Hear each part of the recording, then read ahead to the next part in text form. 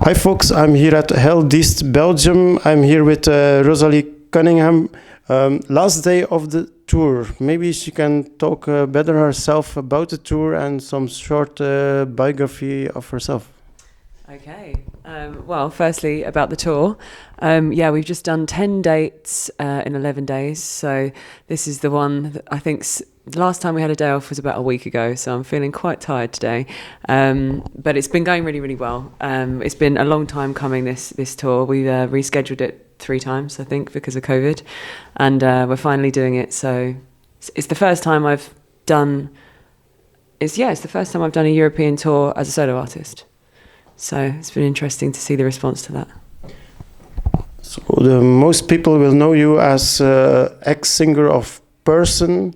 Less known is you were also singer in Ipso Facto. Maybe you can better talk about yourself. Okay, yeah. Well, Ipso Facto was a very, very long time ago when I was a teenager. That was an all-girl band, 4 of us, and we didn't really do that much. We were only together for about 1.5 years, but during that time there was a lot of hype around us, I guess because we were so young maybe, but it was a lot of fun. Wouldn't say so much of a serious band. I then broke up that band to form Person because I wanted to do something where I was taken a bit more seriously, and that was that. Did that for 6 years, and we were quite successful, I suppose, in like a certain scene. Very much in the... Not that we were ever a metal band, but we were kind of associated with more of a heavier scene than I'd been involved with before or since. And now I'm doing this, which is I'm 2 albums into... Yeah, this is the second one. The first one's self-titled, this one's called Two Piece Puzzle. And I've got a new one in the works at the moment. So how you look back at Person, because I personally think what you do now is a bit related to Person, but it goes more wide in range of style of music. Well, for me, the process is exactly the same because I was the songwriter in Person and I did a lot of the tracking and recording by myself. So a lot of what I did then is the same process as what I'm doing now with a different name, so that it would sound the same. But obviously, I do think I've broadened my scope of, I wouldn't even say influences, just territory that I'm willing to tread, I suppose, has got a bit broader. Willing to try sort of jazzy things every now and then and bits and bobs like that. But for me, it's the same process, so it's not too different. Some songs are very catching the attention. If you can turn me the album, I can show you for the people. So like a song I saw the video of was the duet. The duet is a very, very catchy song. Thank you. How you look back for the video clip, because the video clip is also very important. That was a lot of fun to make. So duet, I wrote with my partner Roscoe, who appears on the album. He wrote a couple of the tracks with me and played drums on a few of them and guitar on quite a lot of them. So the video we also made together just in our own home, very, very cheaply on a mobile phone. So it turned out okay, considering how low budget it was. I agree, the song is a lot of fun, it's catchy. It's one of my favourites to play live, so when you hear it tonight, hopefully you'll enjoy it too. Yeah. If you first hear it, you don't know what to expect from the beginning of the song, so it started differently. It could be like a soundtrack of a movie. If like a 70s movie, if you would have perfect soundtrack, this song would fit very well.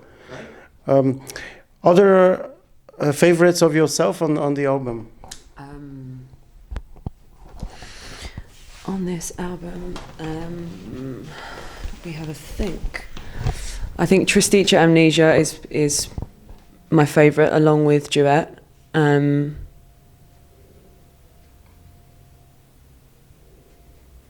Tristitia I think is probably my favourite. It's strange. I prefer the way we play these songs live now, because recording this album was during COVID, and it was it took me far too long because I didn't have a deadline, and I can just work forever if no one tells me to stop. So I think I overcooked them perhaps, and now playing them live with this new band, there's new life breathed into them. And so when I'm thinking about these songs and I'm looking at them, I'm thinking about how we're playing them live and not this. Yeah, so it's different. If I have different favourites for recording and different favourites for live.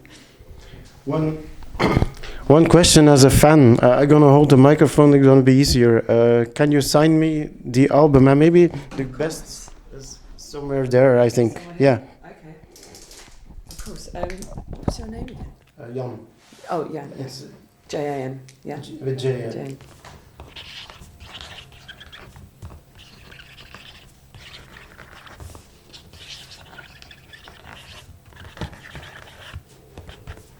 Pen still works? Just about.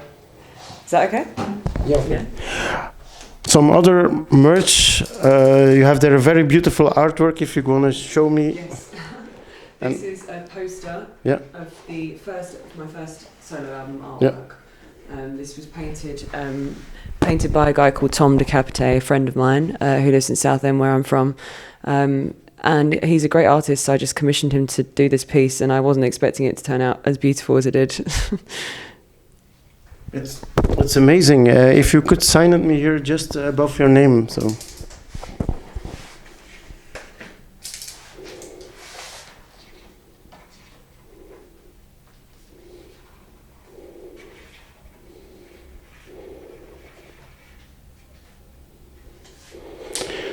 Talking about the songs, I have one other remark because I loved the clip on YouTube. A Yarn from the Wheel. This was my favorite song when I discovered you as solo artist. It's my favourite song too. So that's on the previous album. It's not on this album. But so when you were asking me what was my favourite on this album, if you'd have said what's your favourite? Do it. No. Yeah. I mean, my favourite ever that I've done would be A Yarn from the Wheel. Yeah, that's the one I'm most proud of, I think. For me too. Yeah. And if I would describe you for people who didn't listen to you yet, and how do you sound, I would say Jefferson Airplane mixed with some small bit Jimi Hendrix with some Janis Joplin because of the voice. And maybe with the vibe of the guitar and the riff sometimes, the very first album of Witchcraft, something like this. Yeah, they're all bands that I definitely enjoy. I wouldn't say perhaps huge influences, apart from probably Jefferson Airplane and Jimi Hendrix the most out of what you said. But Hendrix, I don't think I play anything like him, but it was definitely a big influence in my youth. But mostly it's the Beatles, really. That's the biggest influence. But then the very psychedelic end of it, so those kind of influences too. Well, I was also that lucky to have seen the very first tour of Witchcraft here in Belgium. So I recorded the whole show, so audio, but no video. But it's already cool to have it. Record tonight? A few songs, maybe 2/3 of the songs on video. And it's gonna be on the channel of Hell. So I promised them that they can do it on their channel. So excellent. Yeah, I have a good sound recording. It's the same mic as this one here. Okay. Talking about music, it's a very nasty question. Suppose you're on a desert island. You don't have internet, no phone, no radio. You have only a record player or a CD player or both, and you can only listen to 3 albums for the rest of your life. There's a battery on the desert island, so you have electricity. So. Okay. God. Okay. Well, I'd have to go back to the Beatles again, obviously. Picking a Beatles album is really difficult. Abbey Road, I think, is the most perfect as an album. But I might, as a Desert Island thing, I might actually pick the White Album because it's longer. I get more songs, but also it's more diverse. So it's not that I could ever get bored of Abbey Road, but perhaps I'd be less bored if I was listening to it for the rest of time on a desert island of the White Album. So the White Album, and then Ram by Paul McCartney, so another Beatles thing. And then third, probably something proggier, maybe In the Court of the Crimson King, because it's just a masterpiece. Nice. Yeah. I'm going to be very sporty. Maybe you're curious to hear mine too. For now, I would say Aretha Franklin, Aretha Now. So the 60s Aretha Franklin I prefer on her later work. Second, I would take Japanese metal, Loudness, the album Loudness. It was the first album with the second singer. It's such a good album, such a good vibe. All songs are very catchy. What they call it? Loudness. I don't know. Yeah, you have to check them. I'm gonna send you if you don't find it. Japanese, what kind of metal? It's like pure heavy metal with some hard rock influences, some small speed metal, but mostly heavy metal in fact. Okay. And last, I would take, I just talked about it, the very first Witchcraft. It's such a good album. Maybe the other ones are better, but for me it's just like very raw, and yeah, the vibes is so crazy. The tour, how you look back to the tour, so you have two dates starting in Netherlands. You did like quite some dates in Germany. Yeah, we did Zoetermeer and Tilburg, and then yeah, we did quite a few dates in Germany, and we've this is our first and last one in Belgium. We didn't do France or Spain or anywhere else, but that's going to come hopefully later in the year, or as soon as it can. Oh, my bass player just walked in looking very sexy. Spicy. I love her outfit. Yeah, she looks great. Yeah. If you do a next tour, please welcome in the north of France, because it's a lot of closer to me. As well. So drummer and bass player both live in Rennes. Yeah. So is that close to you? Yeah. Okay. Well, yeah, we'd love to do France. We're looking into it. So watch your space. You answered already my next question a bit. So you have first album, you have the second album, you have near future plans, or yeah. So I've just started working on the next album now. I've recorded the drum tracks, and when I get home, literally every single day from now until the deadline, I'm going to have to be working on it constantly. So, but I'm excited. I enjoy that very much. You want yourself to add some topic you want to talk about, whatever. So about the band, about yourself. I'd quite like to talk about the new band actually, because this is it's the second tour we've done together. We did a UK tour late last year, and this is they're from Europe, so this is for them. They love doing it. I love having them, and it's nice to have European band members. She's actually from Barcelona, and he's French, but they both live in France.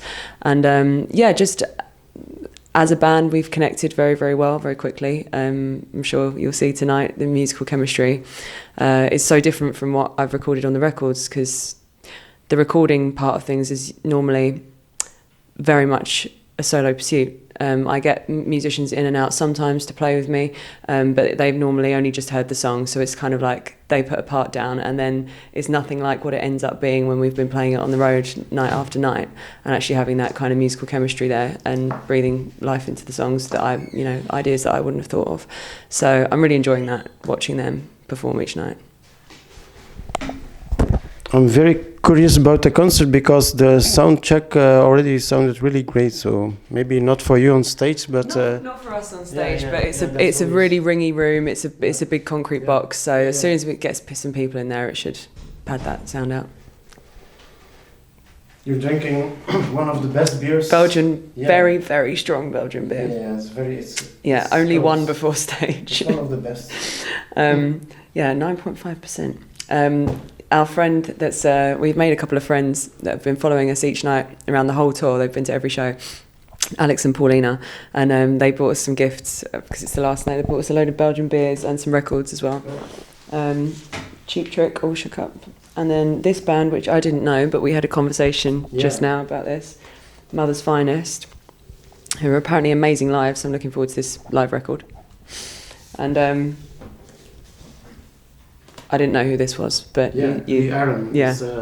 It's So Lee Aaron is like a Canadian singer-songwriter. Also, like band is called Lee Aaron. It's really very good hard rock. She went also later on in the early 90s. She switched to jazz or bluesy thing, but now she's in the more pop rock AOR again. Okay. So last question. How can people follow you best online? So where they find you most actively? Probably most active on Facebook. You can just search Rosalie Cunningham Official on Facebook. I've got an Instagram as well, Rosalie Cunningham 71. That's not the year of my birth, which some people have rudely assumed. I was born in 1990, so... yeah. Then Rosalie Cunningham 71 on Instagram and my website rosaliecunningham.com, and that's it at the moment. I'm thinking of doing a Patreon, but I haven't started that yet. Yeah. My just last remark: you're not metal enough to be in the metal encyclopedia, but you're mentioned there. So you're not mentioned as links, but all the info I got there was already there. So. Well. Yeah. Probably from the Person days, because we were part of a metal kind of metal scene with Rise Above and Spine Farm, the two labels that we were on. Yeah. That's why. Yeah. Thank you very much. I wish you a very great concert. I'm very looking forward for it. And please, it's the last day of the tour. You can do some more bis songs. So some more. Extra songs after the I don't know if we'll do extra songs, but the jam sections of the songs have been getting longer and longer every night.